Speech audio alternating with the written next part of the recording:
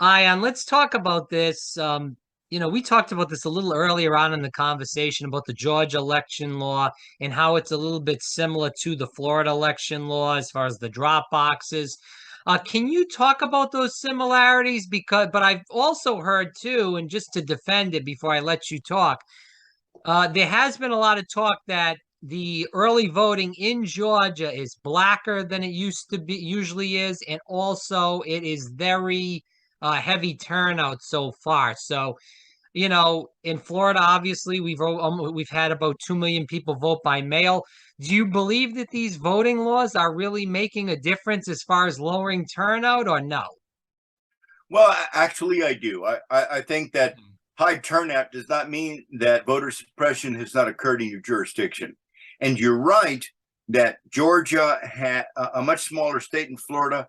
They've had a record turnout. The latest data that I had as of this morning was they've had 838,000 vote during their in-person early voting period, which is about 300,000 more than they had during the same period in 2018, Rob.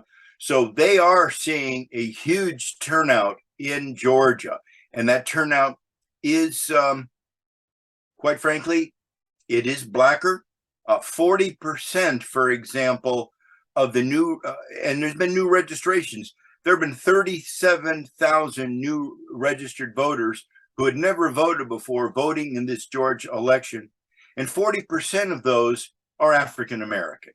But I'm not willing, and I don't really want to make any projections as to what that's going to be, and in terms of the final results. It just means that there is interest in Georgia, and again, Georgia has been roiling the voter waters since the 2020 election. They had 5 recounts in Georgia. They had all the evidence to disprove the election liars are trading in a lie is there. They hand counted with observers, TV camera, every paper ballot they used in Georgia. That still didn't make any difference to the people who'd rather believe the lie that the elections were stolen. And that's because this whole issue of whether or not our elections are being still manipulated by not only Trump, but his major followers. And I'm talking about former General Mike Flynn, who is now traveling the country under the banner of Christian nationalism, saying that Jesus wants you to vote for what he's telling you to do. And quite frankly, this is not a Christian nation. Individuals are telling this lie. Our Constitution, Rob, is a civil contract. We are a nation of laws. And most people don't even realize, because we're not really very good in our history, then the very first treaty that America signed in 1796 was following the Tripoli War. The very first treaty that the Americans ever signed was with the country in Tripoli, and we signed a treaty saying the United States is not a Christian country. That must be mind-boggling to the Christians to hear that, because in fact, we are a civil state. And after we signed the peace treaty ending the war with the Tripoli pirates, we had on item number 11 in that peace treaty is we are not a Christian nation. We are a civil state. And that's where we're supposed to be. That's the concept of our founders. But a lot of people are being taught lies today. This was some kind of Christian nation. Actually, the founders that established this country were escaping religious prosecution in England, in the Netherlands. We are not a religious nation. This is a nation of laws established by the United States Constitution. And for people to say that we need to be a Christian nation is actually 2 things. It's a heresy against Christianity when Jesus told his disciples to essentially render unto Caesar what is Caesar's, i.e., the law says you got to pay your taxes, so you better pay your taxes. That's not a Christian. That's not something he had any problem with, was the civil state. And secondly, we are a nation of laws, and our founders protected all believers, not just Christian believers. So we're having people who are roiling up the elections, telling their believers lies, and quite frankly, it's not healthy in the American Democratic Republic.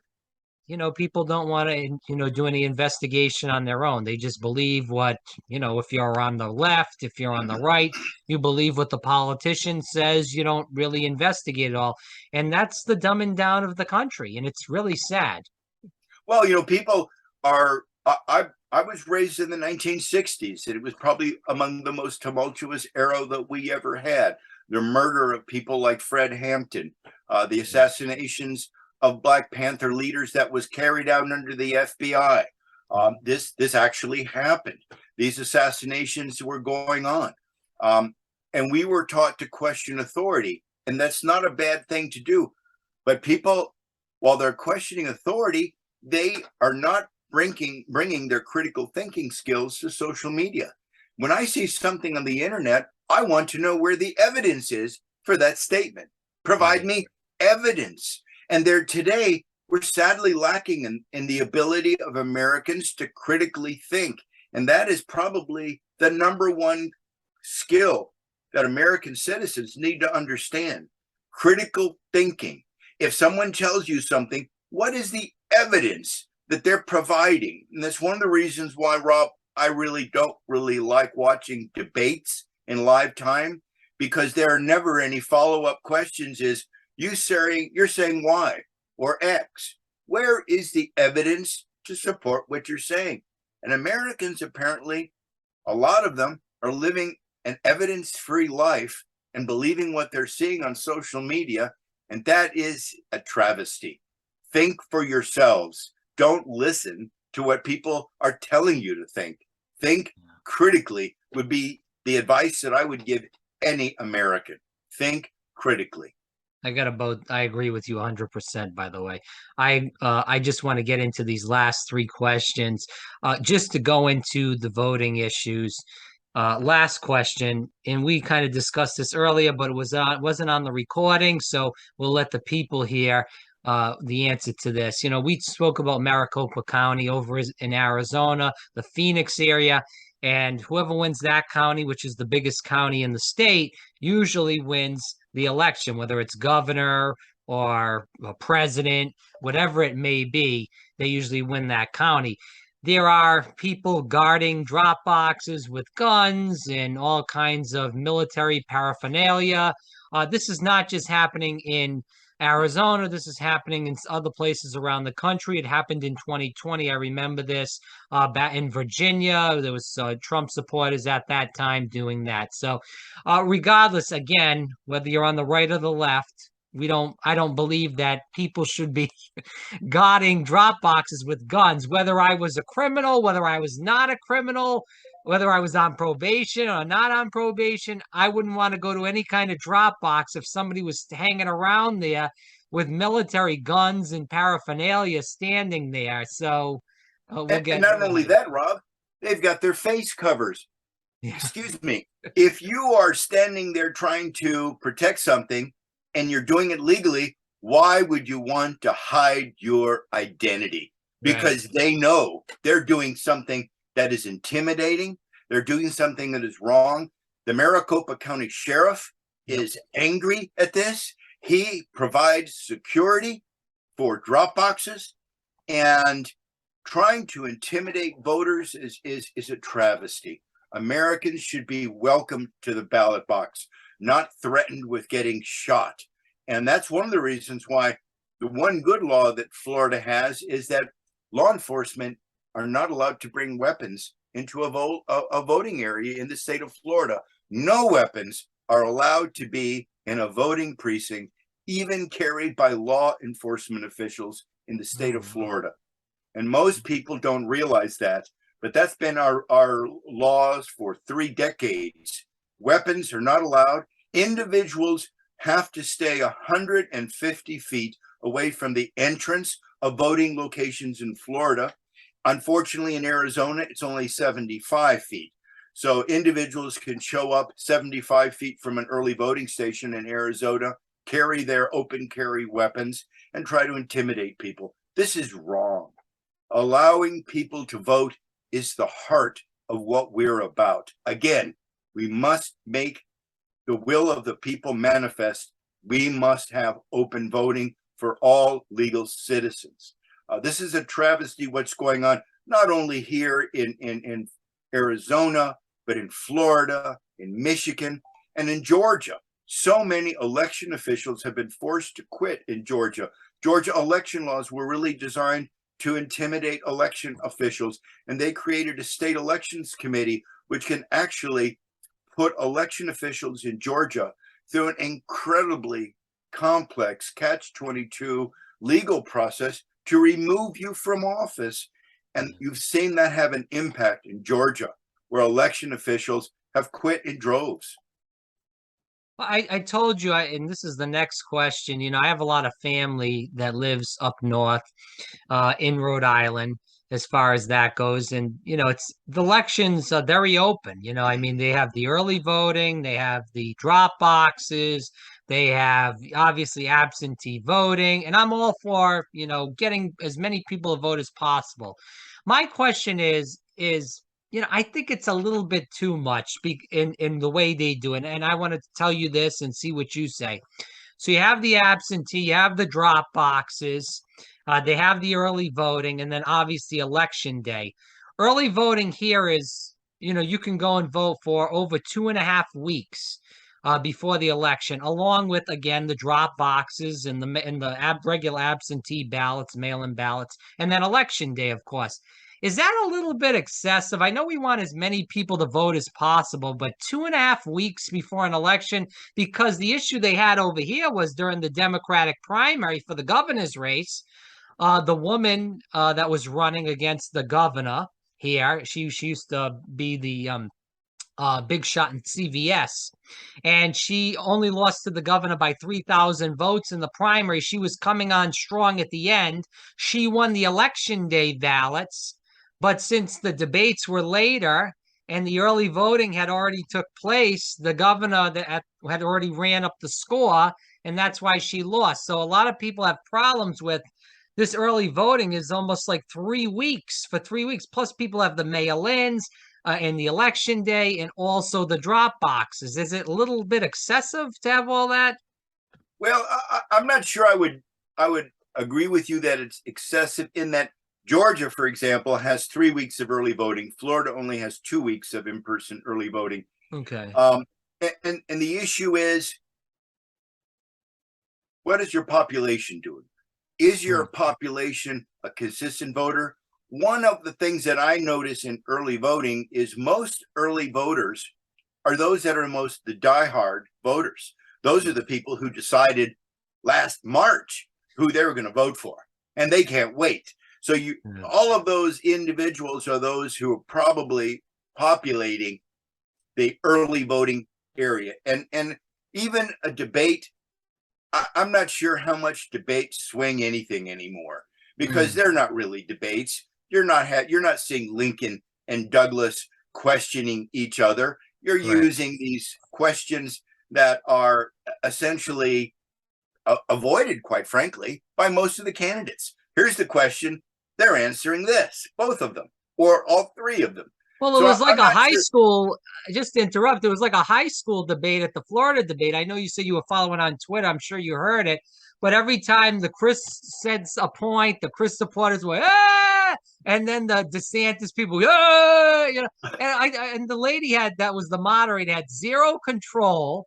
And it was like you were in the high school gymnasium for like a high school presidential race, where like, I'll give you recess for 2 hours and people are going crazy. I'll give you more candy and people are going crazy. It was just kind of high schoolish. I know that's going to Florida and it's different, but I actually wish that the candidates questioned each other. Right. Get rid of the moderator. Let the candidates go after each other to raise the points. And I think that would be a much better process than having a moderated process. We saw how effective, for example, Mr. Wallace was in the debate between Trump and Biden. he Yeah. was really not very effective at all. And let people see the candidates in all of their full glory.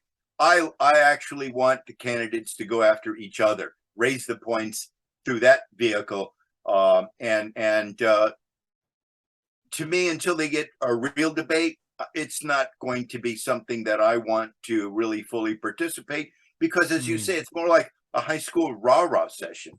Right.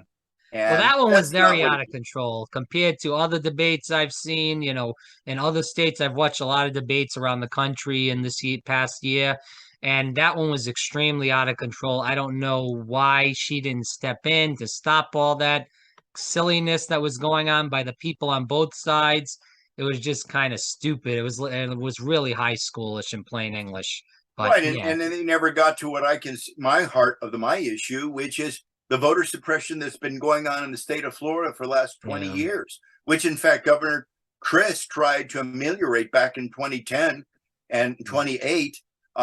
And the current governor has very little interest in making sure that the process works accessibly, except for when he wants a particular county to turn out in high numbers. So again, I think they don't get to the meat of the issue. Let the candidates go after one another is how I think a debate should be run and scored, as opposed to these silly.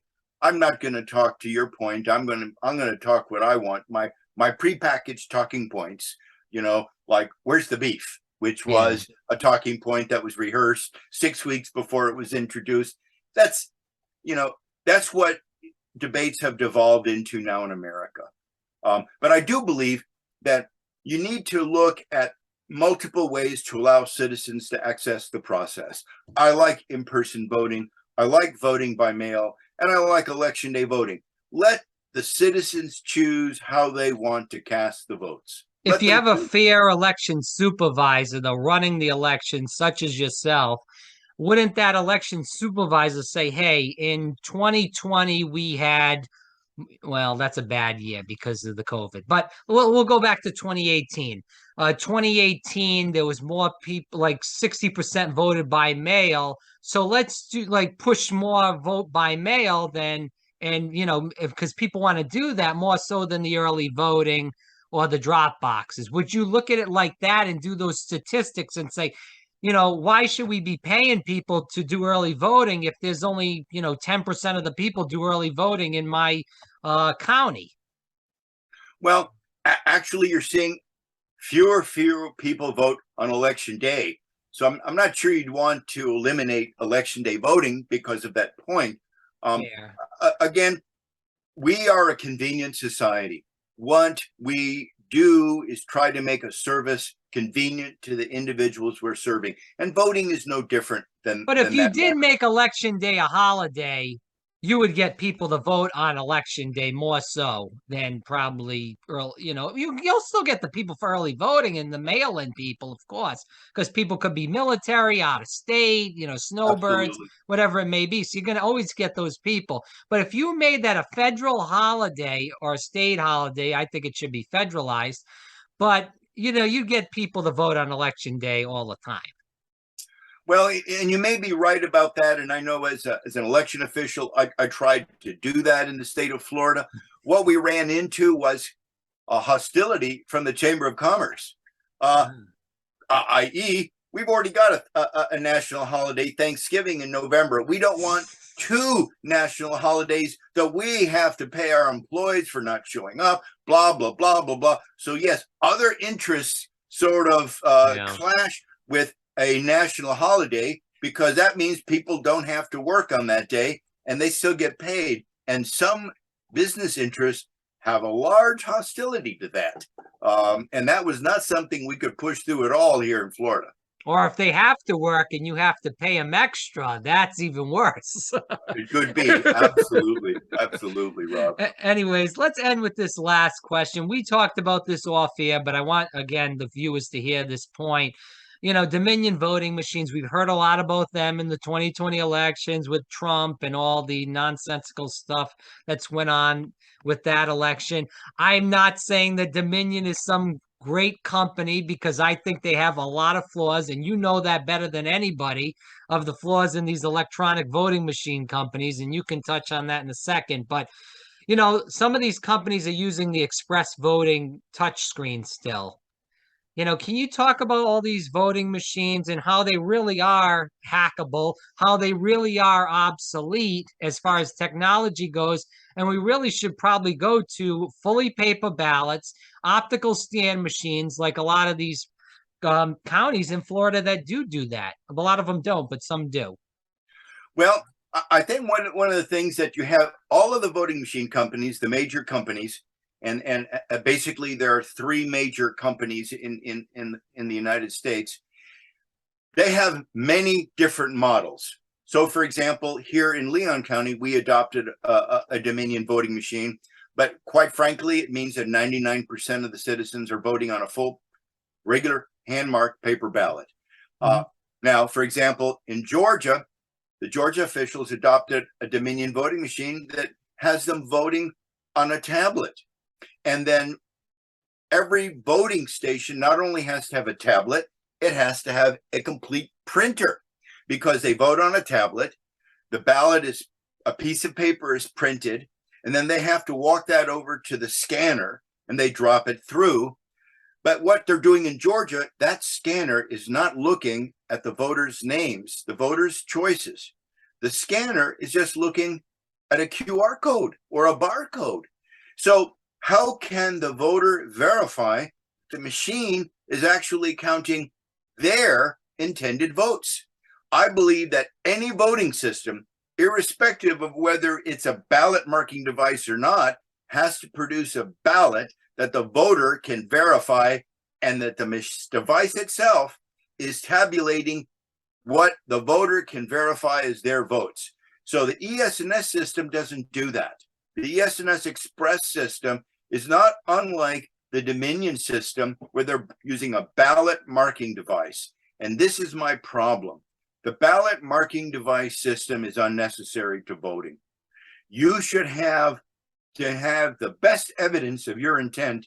It should be marked by the voter. There are systems, and all the companies have them, that if, for example, somebody can't use their hand or see well enough to mark the ballot, you can actually allow them to use a ballot marking device to record their choices. But there should be no QR codes. There should be no barcodes that a person has to verify. It should be text. The same text that you see is the text that the voting machine should be counting.